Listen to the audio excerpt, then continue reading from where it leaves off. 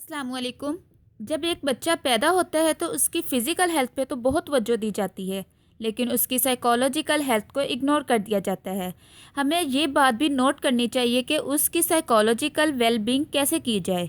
इसमें बहुत चीज़ें डिस्कस की जाती है, लेकिन सबसे अहम चीज़ है आई कॉन्टैक्ट, क्योंकि पेरेंट्स का अपने बच्चे के साथ पॉजिटिव आई कॉन्टैक्ट बहुत ज़रूरी है।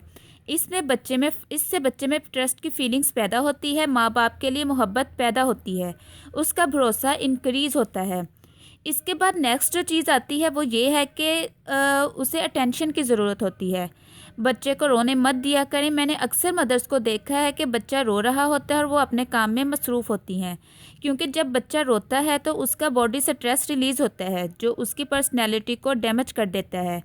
वो अपने नीड्स के लिए रोता है तो उसकी नीड्स को फ़ौरन पूरा करने की कोशिश की जाए।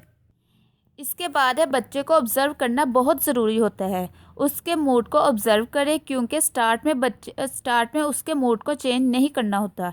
कुछ माएँ बच्चों की रूटीन को सेट करने की कोशिश करती हैं, लेकिन ऐसा बिल्कुल नहीं करना। बच्चे को अपनी मर्ज़ी के मुताबिक सोने जागने दें और वो जैसे रहता है उसको रहने दें, लेकिन बाद में ग्रेजुअली उसका टाइम सेट करने की कोशिश करें। इनकरेज और अप्रिशिएट करके उसकी रूटीन को सेट करें।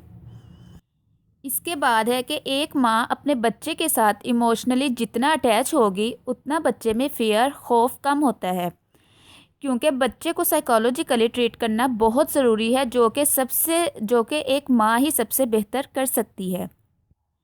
इसके बाद जो सबसे अहम चीज़ है, जो हमारे मुआशरे में बच्चे को बहुत कम मुहैया होती है, वो है, अगर आप बच्चे में एतमाद पैदा करना चाहते हैं तो बाप का प्यार इस सिलसिले में बहुत अहम है, क्योंकि मोस्टली बच्चों को माँ का प्यार तो मिल जाता है, लेकिन सारी ज़िंदगी बाप के प्यार को तरसते रहते हैं। उनकी पर्सनैलिटी में एतमाद पैदा करने में दुश्वारी होती है अगर बाप का प्यार उनको नहीं मिलता।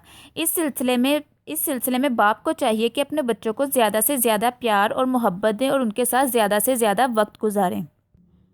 इसके बाद सबसे एक अहम मसला जो बच्चों में पाया जाता है कि कुछ बच्चे अपने से छोटे बहन भाइयों से इनसिक्योर होने लगते हैं। ये तब होता है जब दो बच्चों में डिफरेंस कम होता है, क्योंकि जो अटैचमेंट बड़े बच्चे को मिलनी थी छोटे बच्चे को मिलना शुरू हो जाती है। सारी तवज्जो छोटे बच्चे को मिलने लगती है। जब बड़े बच्चे को रोने के बावजूद भी तवज्जो नहीं मिलती तो वो इनसिक्योर होना शुरू हो जाता है।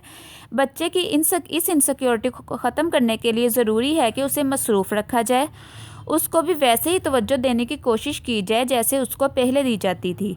उसको उसके एज फेलो के साथ, बच्चों के साथ खेलने में मसरूफ़ रखा जाए। इसके अलावा बच्चों को स्टोरी सुनाएं, उनको बताएं कि जब आप छोटे थे तो आपको कैसे हैंडल किया जाता था। अब वही केयर छोटे बच्चे को दी जा रही है। इस तरह ऐसी स्टोरी बना के सुनाएंगे तो बच्चे को इनसिक्योरिटी कम फील होगी। बच्चे को अप्रिशिएट और इनकरेज करना शुरू करें और उसको ज़्यादा से ज़्यादा मोटिवेट करें। इससे उसको फ़ील होगा कि उसे भी केयर दी जा रही है।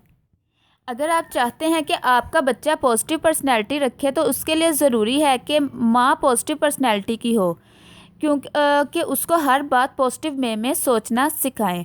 और सबसे अहम बात कि बच्चे को कभी भी क्रिटिसाइज़ ना करें। अगर आप किसी बात से रोकना चाहते हैं तो उसको रिवार्ड दें या नरमी से मना करें, और उसको कभी भी मत फील होने दें कि उसको क्रिटिसाइज़ किया जा रहा है, क्योंकि इससे उसमें ज़िद पैदा होने के चांसेस बढ़ जाते हैं। शुक्रिया।